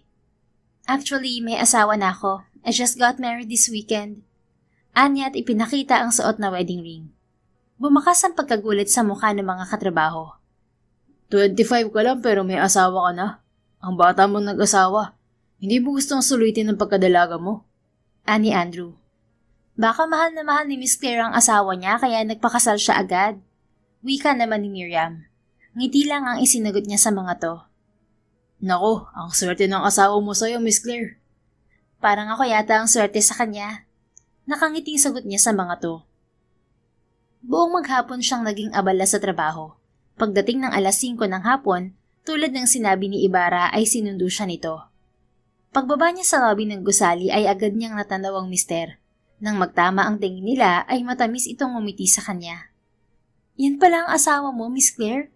Kaya naman pala nagpatali ka agad, ang gwapo. Wika ng katrabahong si Miriam na nakasabay niya pagbaba. I know, right? Nakangising sagot niya. Paglapit ng asawa ay ipinakilala niya ito sa kasama. Ako na dyan asawa ko. Ana Ibarra at kinuha mula sa kanya ang bag niya. Kanina ka pa dito? Tanong niya. Kadarating ko lang din. Gutom ka na ba? Dito na tayo sa labas kumain. Nagpa-reserve ako sa restaurant na paborito mo raw, sabi ni Lola Gertrude. Hindi ka nagluto? Unang araw mo sa trabaho ngayon. Dapat iselebre natin. Nakangiting wika nito. Pagdating nila sa sasakyan nito ay ibinigay nito sa kanya ang isang pumpon ng bulaklak. Para saan to? Nagtatakang tanong niya. Para sa'yo. Para sa unang araw mo sa trabaho. Tila may mainit na bagay na humaplos sa puso niya. Ibinaba niya ang bulaklak sa backseat bago bumaling sa asawa. Tinawid niya ang distansya nila at hinalikan ito sa pisngi. Salamat, mister. Ang sweet naman talaga ng asawa ko. Walang anuman asawa ko. Masuyong sagot nito. Sa halip na umuwi, dumiretso sila sa isang restaurant. Kinabukasan at sa sumunod na araw, muli ay hinatid siya at sinundo ni Ibarra. Araw ng Huwebes, pareho silang nakapangtrabaho habang kumakain dahil ng araw na yon ang balik ni Ibarra sa trabaho. Hanggang alas 4 lang ako ngayon sa ospital kaya masusundo kita. Didiretso ako sa opisina mo mamaya. Anito habang nag-aalmusal sila. Kahit na hindi na mister, mahahasel ka pa. Magkita na lang tayo dito sa bahay. Susunduin kita mamaya, huwag kang mag-alala. Magsasabi naman ako kapag magiging abala ako sa ospital. Giit nito. Sigurado ka? Sigurado po. Ngumiti ito at ipinaglagay siya ng ulam sa plato. Kaing mabuti asawa ko. Lumabi siya. Ikaw mister, pinapataba mo ko. Kahit naman tumaba ka, sobrang ganda mo pa rin. Nakangiting sagot nito. Nagwala ang paru-paro sa tiyan niya. Ikaw din, kumain ka ng mabuti. Para marami kang energy mamaya sa ospital. Opo, asawa ko. Masunuring sagot nito. Napangiti na lang siya bago muling itinuloy ang pagkain. Tulad ng sinabi ni Ibarra, nang hapong yun ay sinundo siya nito sa trabaho. Gayun din kinabukasan, araw ng Biyernes. May pasok ka bukas? Tanong niya kay Ibarra habang naghahapunan sila. Dahil pareho silang pagod sa trabaho, madalas ay sa labas na sila kumakain ng hapunan. Meron, misis. 10 a.m. hanggang 6 p.m. ang duty ko bukas. Sa linggo pa ako walang pasok. Wala akong pasok kapag weekends. Ako magluluto ng breakfast bukas Kaya ko naman magluto ng almusal kahit may pasok ako sa ospital, misis. But just let me cook for tomorrow. Sige na. Gusto kong bumawi sa'yo. Don't worry, marunong ako magluto ng almusal. Mahina itong natawa. Hindi naman ako nag-aalala sa luto mo, asawa ko. Sige, ikaw magluto bukas kung talagang gusto mo. Pagkatapos nilang maghapunan ay umuwi sila ng kondo. Nauna niyang inako pa ang banyo para mag-shower. Hindi ka pa matutulog? Tanong niya kay Ibarra nang pagkatapos nitong maligo ay binuksan pa nito ang iPad nito. Madalas ay nauunahan niyang matulog ang asawa sa gabi dahil may mga binabasa pa ito. Naupo ang lalaki sa kanang bahagi ng kama. Tatapusin ko lang tong binabasa ko, misis. Mauna ka na kasi maaga kang gigising bukas. Ikaw magluluto ng almusal, di ba? Napanguso siya. Matulog ka na rin, mister. Bukas na yan. Naglalambing ang asawa ko. Nakangiting baling nito sa kanya. Ang workaholic mo kasi, hanggang sa gabi nagbabasa ka. Ngumuso rin ito at bumaba ang tingin sa mga labi niya. Kailangan ko magbasa sa gabi bago ako matulog. Kapag kasi wala akong ibang ginawa, baka mahalagan lang kita at hindi ka makapagpahinga. Oh, pwede naman tayo mag-kiss hanggang sa makatulog tayo pareho. Sa tingin mo makakatulog ako nun, asawa ko?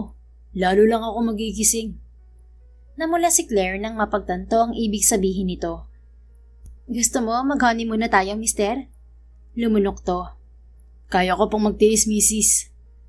Paano kung ako pala yung hindi na kayang magtiis dito? Pabirong wika niya.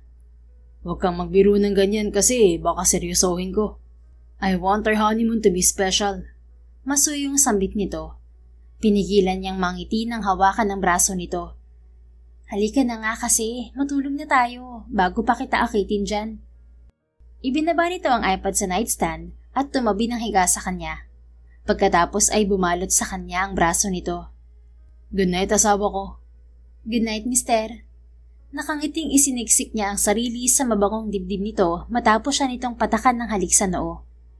Kinabukasan, kahit walang pasok ay maaga siyang gumising para magluto ng almusal. Subalit bago pa siya makabangon ay nagising na rin si Ibarra. Magandang umaga, mister. Malaki ang ngiting bati niya sa asawa. Mas maganda ka pa sa umaga, Sinta. Masuyong sagot nito. Galing ng Ginoo kong mangbola. Anya at natatawang hinalikan ito sa pisngi. Babangon na po ako, magluluto ako ng almusal. Tulungan na kita. Wag na, I've got this, mister. Ang mabuti pa, maligo ka na at mag-ayos. Anya bago ito iwan sa silid nila. Isang oras ang nakalipas, sinamahan siya ng asawa sa kusina. Salamat sa almusal, asawa ko. Anito at patagilid siyang niyakap. Huwag ka nang mag-thank you. Ikaw nga tong araw-araw nagluluto ng almusal natin itong nakaraan eh. Gusto ko pa rin magpasalamat, asawa ko. Nagwala ang puso niya. You're welcome po. Kain na tayo. Masaya silang nagsalo sa almusal ng asawa. Bago ito umalis ay pinabaunan niya ito ng halik. Pagdating ng tanghali ay binisita siya ng kaibigang si Sarah sa kondo. Akala ko may stress ka kapag nag-asawa ka, pero bakit lalo kang gumaganda? Komento na kaibigan habang pinagmamasdan siya. Ngumisi siya. Ganito siguro kapag inaalaga ang mabuti ng asawa. Habang kumakain sila ng meriendang dala ni Sarah, ay ikinuwento niya ang buhay niya sa piling ni Ibarra.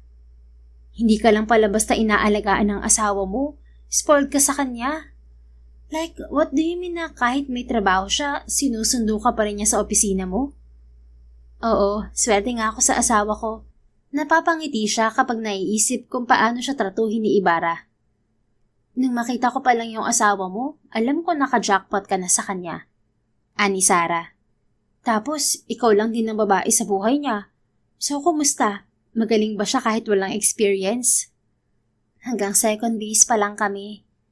Seryoso? Wala pang nangyayari sa inyo? Hindi makapaniwalang tanong nito. Gusto ni Ibarra na special ng first time namin at saka na raw kapag may feelings na kami sa isa't isa. Oh, sa lagay na yan, hindi mo pa ba mahal ang asawa mo? Siya lang ang bukang bibig mo mula kanina. Natigilan siya sa sinabi nito. Sa tingin mo, mahal ko na ba ang asawa ko? Hindi ba parang ang bilis naman? Mahigit 1 linggo pa lang kaming nagsasama dito sa kondo niya. Wala naman sa tagal ng pagkakakilala at pagsasama ang pag-ibig. Kaya nga merong love at first sight, di ba? Napalunok siya. Siguro nga, mahal ko na si Ibarra at hindi na lang simpleng atraksyon tong nararamdaman ko sa kanya. Siya kaya may feelings na sa akin? Sa tingin mo, tatratuhin ka ng asawa mo na parang Reyna kung wala siyang espesyal na nararamdaman sa'yo? Ani Sarah. Nang maisip ni Claire na pareho sila ng nararamdaman ni Ibarra sa isa't isa, ay nagwala ang puso niya. Susunduin ko siya mamaya sa ospital. Nakangiting samit niya. Ganyan nga, Claire. Hindi lang asawa mo ang dapat nag-e-effort sa'yo. Dapat ikaw rin. Dalhan mo rin ng pagkain si Doc para kiligin. Tumatangong wika ng kaibigan. Tulad ng napag-usapan nila ni Sarah, pagkatapos nitong magpaalam ay nag-ayos siya para magpunta sa ospital. Gumawa rin siya ng sandwich na ibibigay sa asawa. Dahil dala ni Ibarra ang kotse nito, nagtaksi na lang siya papunta sa ospital. Hindi na rin niya itinext ang asawa dahil gusto niya itong sorpresahin. Pagdating sa ospital ay 2 nurse ang nakasabay niya sa elevator. Natigilan siya nang makarating sa tenga niya ang usapan ng mga to. Nakasalubong ko si Doc Ibarra kanina. Binati ako pabalik, girl. Ay, ang gwapo talaga ni Doc. Ang sarap pa sa tenga ng pagtatagalog niya. Ganun yung mga gusto kong lalaki. Yung mabait at hindi snob, tapos mapagmahal pa sa bansa. Wika ng isang nurse na kasama nito. Pero balita ko may asawa na daw yung si Doc. Wala na tayong pag-asa sa kanya. Wika naman ng isa pang nurse. Girls, kahit walang asawa si Ibarra, wala kayong pag-asa sa kanya. Wika ni Claire sa isip. Sa halip na isa tinig yon ay malakas na tumikim na lang siya. Natigil ang dalawa at napalingon sa kanya. Isang plastic ng ngiti ang ibinigay niya sa mga to. Nang mga sandaling yon, napatunayan niya na mahal na nga niya ang asawa. Isipin pa lang na pinagnanasahan ng dalawang to si Ibarra ay pumipitik na ang tenga niya sa inis. Pagdating niya sa cardiology department, agad niyang natanaw si Ibarra sa harap ng nurse station. Nanlaki ang mga mata nito nang makita siya. Ngumiti siya habang naglalakad palapit dito. "Hi, mister." Malambing na bati niya rito. "Mrs., nandito ka?" Tila hindi makapaniwalang sambit nito. "Wala akong ginagawa sa kondo kaya naisip kong puntahan ka at dalhan ng merienda." Hinawakan nito ang baywang niya. "Nagpadala ka sana ng mensahe para nasundo kita sa baba." "I wanted to surprise you kaya hindi ako nag-message." "Busy ka, mister?" "I'm on break. Doon tayo sa opisina ko." Hinalikan siya nito sa noo bago iginiya sa opisina nito. Sa sulok ng mga mata niya ay nakita niya ang ilang nurse na nakasunod ang tingin sa kanila. "Di ko alam na sikat ka pala dito. Ang daming nurse na may crush sa'yo." Anya pagpasok nila sa opisina nito. "Parang wala naman, misis." "Hindi mo lang napapansin, mister. Pero ako, pansin ko yung mga tingin nila sa'yo. Pinag-usapan ka pa nga kanina sa elevator. Sana pala matagal na akong bumisita dito para makita nilang maganda mong asawa. Para wala nang magtangkang makagusto pa sa'yo." Hinarap niya ang asawa at hinawakan ng panga nito. "Sa akin ka lang, Ibarra." Pumungay ang mga mata nito. "Sa'yo lang ako, Maria Clara ko. Sa'yo lang ako." "Dapat lang, mister." Ngumiti ito at pinatakan siya ng halik sa noo. "Salamat sa pagbisita, ha." Bumalik ang ngiti sa mga labi niya. "Nagdala ako ng sandwich." "Gawa mo?" Tumango siya. Lumawak ang ngiti nito. "Ang sweet naman ng misis ko." "Oo nga eh. Parang deserve ko ng kiss, mister. Dito oh." Itinuro niya ang mga labi. Bahagyang natawa si Ibarra bago siya masuyong hinalikan. Nagwala ang mga paru-paro sa loob ng tiyan niya. "Sa akin lang din ang mga halik mo." Sambit niya nang pakawalan nito ang mga labi niya. Sa'yo lang, Sinta." Naaaliw ng umiti ito. "Hindi ko alam na selosa ang asawa ko." Hindi niya itinanggi ang sinabi nito dahil totoo namang nagselos siya. "Buti na lang pala wala kang ex-girlfriend." "Wala kang dapat ipagselos. Ikaw lang ang nag-iisang babae sa buhay ko." Lalo siyang natunaw sa sinabi nito. "Good. Ikaw lang din ang nag-iisang lalaki sa buhay ko." Sambit niya bago ito muling hinalikan. Ilang sandali ang lumipas, pinagsaluhan nila ang meriendang dala niya. Sabay na rin silang umuwi ni Ibarra dahil hinintay na niya itong matapos sa trabaho. Kinabukasan, araw ng linggo, dahil pareho silang walang pasok, ay magkatulong silang nagluto ng almusal. Pagkatapos ay nagpunta sila sa mall para mag-grocery. Doon na rin sila nananghalian. Pagdating ng hapon ay niyaya siyang magsimba ni Ibarra. "Madalas ka magsimba, mister?" Nasa loob na sila ng simbahan at hinihintay ang pagsisimula ng misa. Tumango ito. "Lumaki ako na linggo-linggo nagsisimba kasama si Lola." "Anong itsura ng mansyon niyo sa probinsya? Hindi pa ako nakakapunta sa Quezon." Gusto niyang makilala ang kinalakihang lugar ng asawa. Hinawakan nito ang kamay niya. "Dadalhin kita doon kapag pareho tayong walang trabaho." "Sige, may mga kabayo ba kayo?" "Meron. Tuturuan kita mga bayo kung gusto mo, misis." "Gusto ko pero parang mas gusto kong sumakay sa'yo, mister." Pilya at nakangising sagot niya. Mahina itong natawa. "Misis, nasa simbahan tayo." "Mag-asawa naman tayo kaya hindi magagalit sa atin si Lord." Naaaliw na natawa ito at pinisil ang tungki ng ilong niya. "Nakakagigil ka, asawa ko. Sarap mo halikan dito." "O tingnan mo, ikaw tong nag-iisip ng kung ano-ano dyan Tukso niya. Nahinto sila sa pagkukulitan nang mapuno ng mga tao ang simbahan. Sa gitna ng misa ay sumulyap siya sa asawa na nakapikit at tila nagdarasal. Pumikit din si Claire at lihim na ipinagpasalamat ang pagdating nito sa buhay niya. "Lord, thank you for giving me the best husband. Gagawin ko rin po ang lahat para maging mabuting asawa sa kanya. Tanging hiling ko na lang po, sana'y mahalin niya rin ako tulad ng pagmamahal ko sa kanya." Pagkatapos niyang manalangin, dumilat siya at bumaling kay Ibarra na hanggang ngayon ay nakapikit pa rin. Napangiti na lang siya habang pinagmamasdan ng lalaking minamahal. "Lord, salamat po ulit." Usal ni Claire sa isip. "Ang tagal mo nakapikit kanina.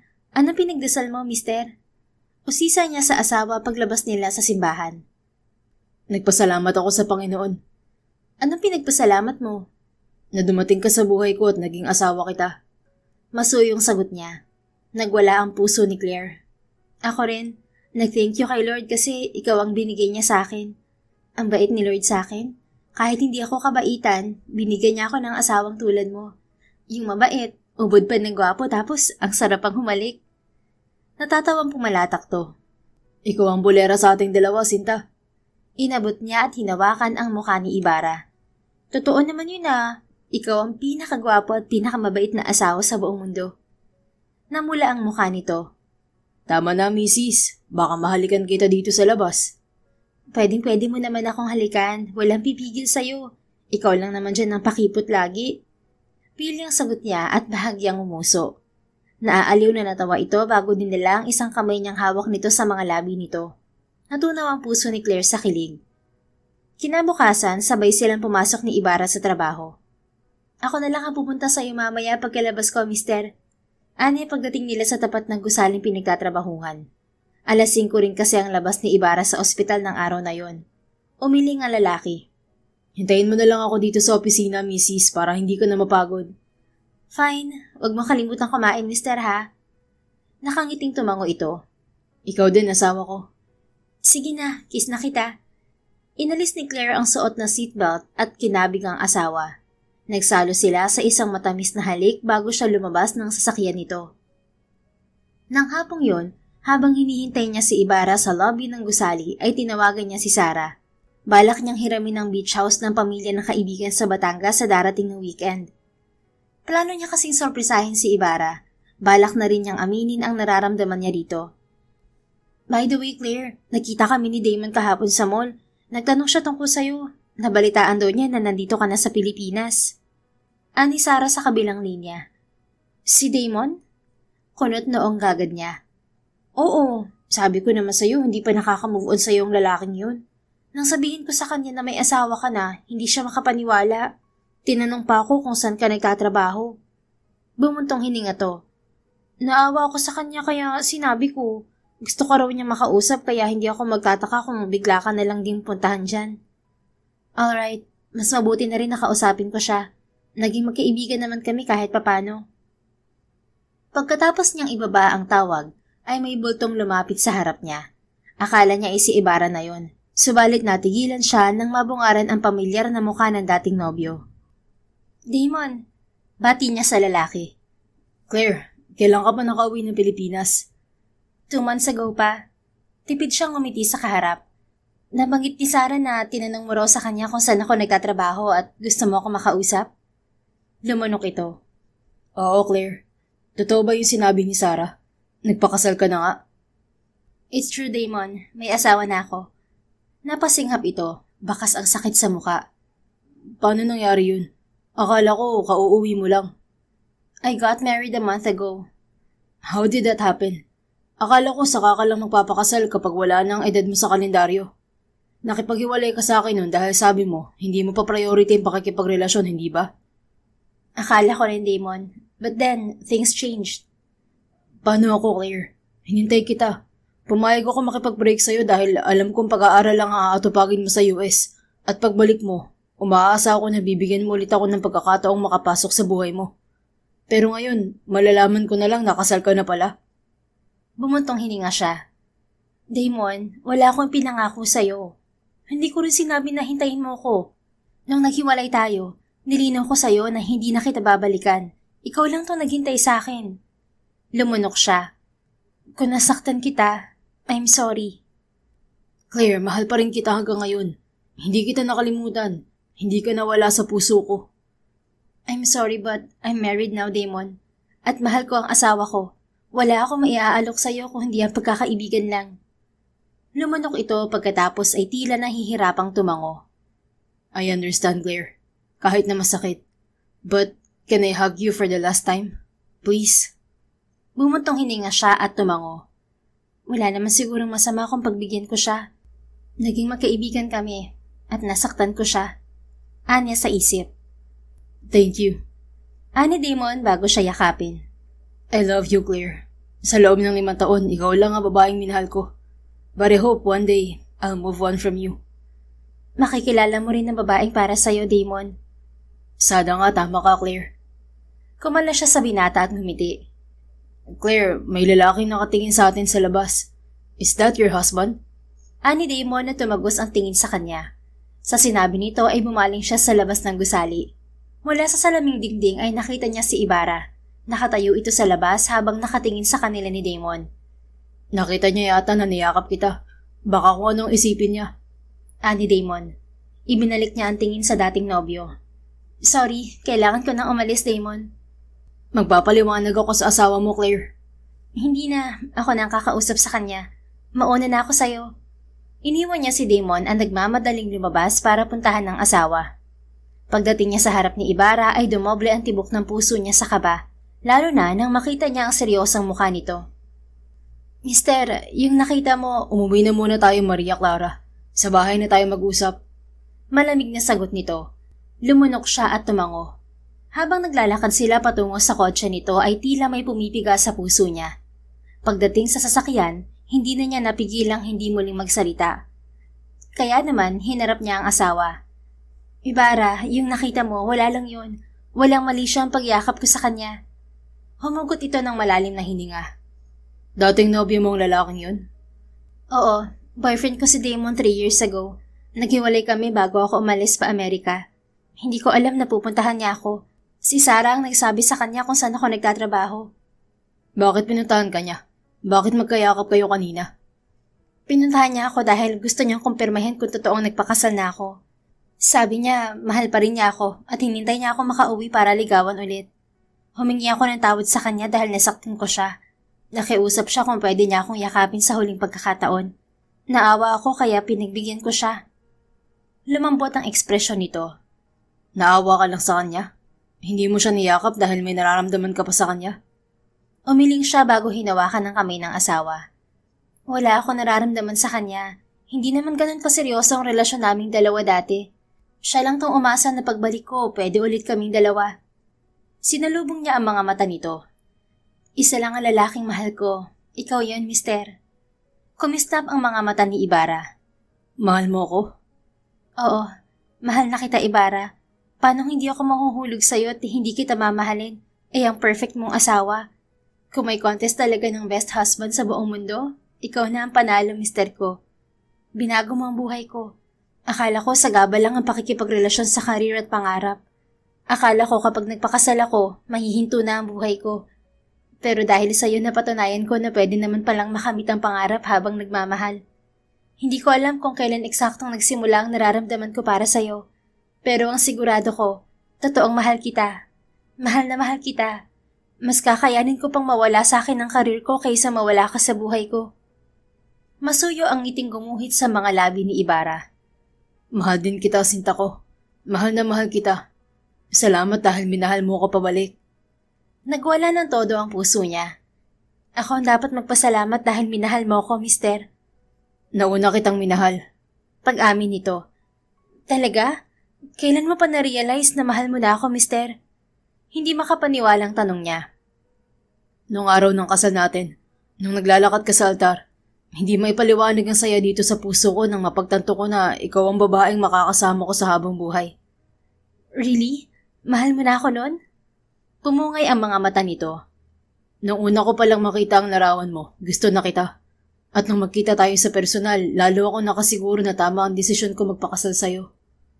Kinilig ng husto ang puso niya. Gandang-ganda ka na pala sa akin nung una pa lang ha. Well, quits lang dahil gwapong-gwapo rin ako sa'yo. Masuyo nitong hinaplos ang mukha niya. Mahal na mahal kita, aking Maria Clara. I love you too, my Crisostomo Ibarra.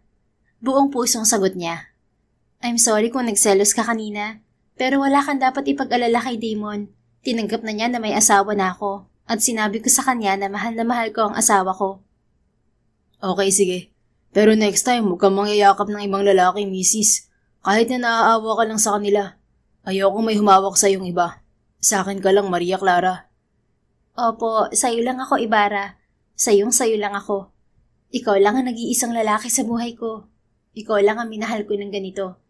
Sa'yo lang ako habang buhay. Pakatandaan mong sa'yo lang din ako, misis. Mananatili akong pag-aari mo habang buhay. Ngumiti ito bago siya kinabig at hinalikan. Sa loob ng sasakyan ay nagsalo sila sa isang malalim na halik. Sarap mo palang magselos, mister ko. Mas sumasarap kang humalik. Hindi napigilang komento niya nang pakawalan nito ang mga labi niya. Bahagyang natawa si Ibarra bago muling sumeryoso. Mahal na mahal kasi kita, Maria Clara.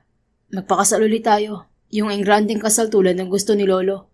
Gusto kong malaman ng lahat na sa akin ka na ako ang asawa mo. Hinalikan nito ang likod ng kamay niya. Will you marry me again, Mrs. Maria Clara Montenegro? Walang pag-aalinlangang tumango siya sa lalaking minamahal. I will marry you again, mister. Magpakasal ulit tayo. Gusto ko ring malaman ng lahat na ako ang pinakamaswerteng babae sa buong mundo. Kasi ako ang misis ni Doc Crisostomo Ibarra Montenegro. Sinalyohan nila ng halik ang pangakong yun sa isa't isa. Nang gabi ring yun, tuluyan na niyang ibinigay ang sarili sa asawa. 3 buwan ang nakalipas, muli ay ginanap ang pag-iisang dibdib ni na Ibarra at Maria Clara. Ginanap yun sa isa sa pinakamalaking simbahan sa Maynila. Bukod sa pamilya nila, dumalo ang mga kaibigan at mga katrabaho nila. Maging mga empleyado ng pamilya nila at trabahador sa hasyenda ng mga Montenegro ay imbitado sa pagtitipon. 3 taon matapos ang kasal nila ay nagbuntis si Claire sa panganay na anak nila. Sigurado kang hihinto ka na sa pagtatrabaho, misis? Tanong ni Ibarra matapos niyang ipaalam dito ang desisyong huminto na sa trabaho. Oo, mister. Importante man sa akin ang karir ko, mas importante pa rin sa akin ang magiging anak natin. Gusto ko maranasan na maging hands-on mommy. Tumango ito at ngumiti. Kung anong desisyon mo, susuportahan ko. Mahal na mahal kita, asawa ko. Kayo na magiging anak natin. Mahal na mahal din kita, asawa ko. Gayon din ang anak natin. Nandito pa lang siya sa tiyan ko, ramdam ko na ang pagmamahal niya. Nakangiting sagot niya sa asawa. Pagkatapos ng 9 na buwang pagbubuntis, matagumpay na naisilang ni Claire ang panganay na anak nila ni Ibarra. Sa loob ng mga sumunod na taon ay nabiyayaan pa sila ng 3 malulusog na supling. Naging masaya ang pagsasama nilang mag-asawa sa piling ng isa't isa at ng kanilang 4 na anak. Sa kabila ng isang kasal na sinimulan sa sapilitan, natutunan nilang mahalin ang isa't isa ng buo, totoo at walang kondisyon. At sa bawat taon na lumilipas, mas lalo nilang napatunayang tama ang desisyon nilang piliin ang isa't isa. Claire once judged him too quickly. Akala niya, isa lang si Ibarrang tahimik at seryosong doktor na ipinilit sa kanya. Pero sa dulo, si Ibarra pala ang lalaking hindi lang marunong magmahal, kundi marunong ding manindigan. She thought she was being forced into something she didn't want, only to realize destiny was just leading her to the kind of love she never knew she needed. Because sometimes, destiny just needs a little push, and the kiss that changes everything. The end.